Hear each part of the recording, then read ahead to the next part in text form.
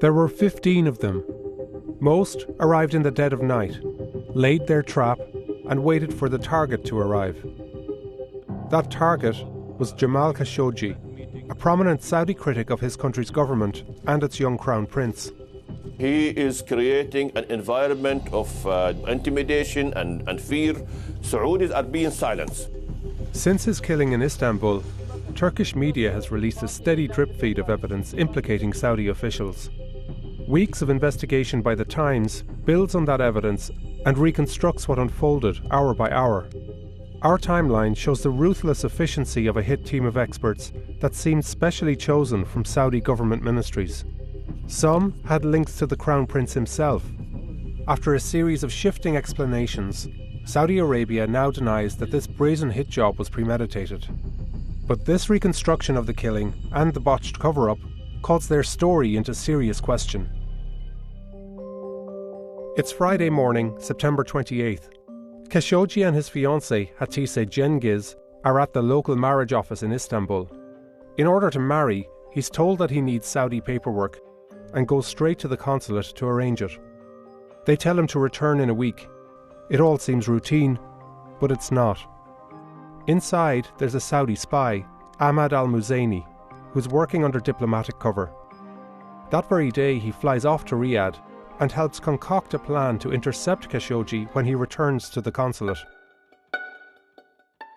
Fast forward to Monday night into Tuesday morning. Saudi agents converge in Istanbul aboard separate flights. Muzaini, the spy, flies back from Riyadh. A commercial flight carries a three-man team that we believe flew from Cairo. Two of the men are security officers, and they've previously travelled with the Crown Prince. A private jet flying from Riyadh lands around 3:30 a.m. That plane is often used by the Saudi government, and it's carrying 9 Saudi officials, some who play key roles in Khashoggi's death. We'll get to Team 3 later on, and for now, focus on these men from Team 2. This is Salah Al-Tubeji, a high-ranking forensics and autopsy expert in the Saudi Interior Ministry. Turkish officials will later say his role was to dismember Khashoggi's body. Another is Mustafa Al-Madani, a 57-year-old engineer. As we'll see, it's no accident that he looks like Khashoggi. And this is Maher Mutreb, the leader of the operation. Our investigation into his past reveals a direct link between Mutreb and the Saudi Crown Prince. When bin Salman toured a Houston neighbourhood earlier this year, we discovered that Mutreb was with him, a glowering figure in the background. We found him again in Boston, at a UN meeting in New York, in Madrid, and Paris too. This global tour was all part of a charm offensive by the prince to paint himself as a moderate reformer. Back then, Mutreb was in the Royal Guard. Now he would orchestrate Khashoggi's killing. And his close ties to the Crown Prince beg the question, just how high up the Saudi chain of command did the plot to kill go? Early Tuesday morning, Khashoggi flies back from a weekend trip to London. He and the Saudis nearly cross paths at the airport. The Saudi teams check into 2 hotels, which give quick access to the consulate. Khashoggi heads home with his fiancée. He'd just bought an apartment for their new life together. By mid-morning, the Saudis are on the move. Mutreb leaves his hotel 3 hours before Khashoggi is due at the consulate. The rest of the team isn't far behind. The building is only a few minutes away on foot, and soon they're spotted at this entrance. Mutreb arrives first.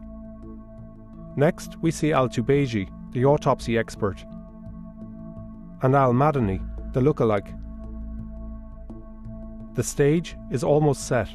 A diplomatic car pulls out of the consulate driveway and switches places with a van, which backs in. Turkish officials say this van would eventually carry away Khashoggi's remains. From above, we can see the driveway is covered, hiding any activity around the van from public view. Meanwhile, Khashoggi and his fiancée set out for the consulate, walking hand in hand. In their final hour together, they chat about dinner plans and new furniture for their home. At 1:13 p.m, they arrive at the consulate. Khashoggi gives her his cell phones before he enters. He walks into the consulate. It's the last time we see him. Inside, Khashoggi is brought to the Consul General's office on the second floor. The hit team is waiting in a nearby room. Sources briefed on the evidence told us Khashoggi quickly comes under attack. He's dragged to another room and is killed within minutes. Then, Al-Tubeji, the autopsy expert, dismembers his body while listening to music. Maher Mutreb makes a phone call to a superior. He says, "Tell your boss," and the deed was done. Outside, the van reportedly carrying Khashoggi's body pulls out of the side entrance and drives away. At the same time, the Saudis begin trying to cover their tracks. While Khashoggi's fiancée waits here where she left him, two figures leave from the opposite side. One of them is wearing his clothes.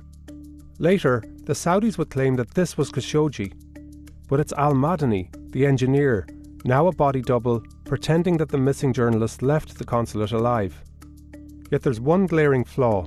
The clothes are the same, but he's wearing his own sneakers, the ones he walked in with. Meanwhile, the van that's allegedly carrying Khashoggi's body makes the 2-minute drive from the consulate to the Saudi consul's residence.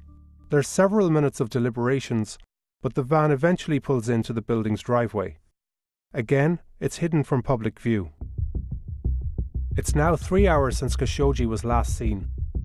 The body double hails this taxi and continues weaving a false trail through the city. He heads to a popular tourist area and then changes back into his own clothes. Later, we see him joking around in surveillance footage. Over at the airport, more Saudi officials arrive on another flight from Riyadh. They spend just 5 hours in Istanbul, but we're not sure where they go. Now we pick up Maher Mutreb again, exiting from the consul's house. It's time for them to go. Mutreb and others check out of their hotel and move through airport security. Al-Muzaini, the spy, heads to the airport too. But as they're leaving Istanbul, Khashoggi's fiancée is still outside the consulate, pacing in circles. She'll soon raise the alarm that Khashoggi is missing, and she'll wait for him until midnight. The alarm spreads around the world. 9 days later, the Saudis send another team to Istanbul. They say it's to investigate what happened, but among them are a toxicologist and a chemist who also has ties to the hit team. He and Tubeji attended a forensics graduation days before Khashoggi was killed. Turkish officials later say that this team's mission was not to investigate, but to cover up the killing. Now the Saudi story has changed, and prosecutors are seeking the death penalty for several suspects in Khashoggi's killing. But that doesn't include Crown Prince Mohammed bin Salman, who many Western government officials are convinced authorized the killing. Khashoggi's remains still haven't been found.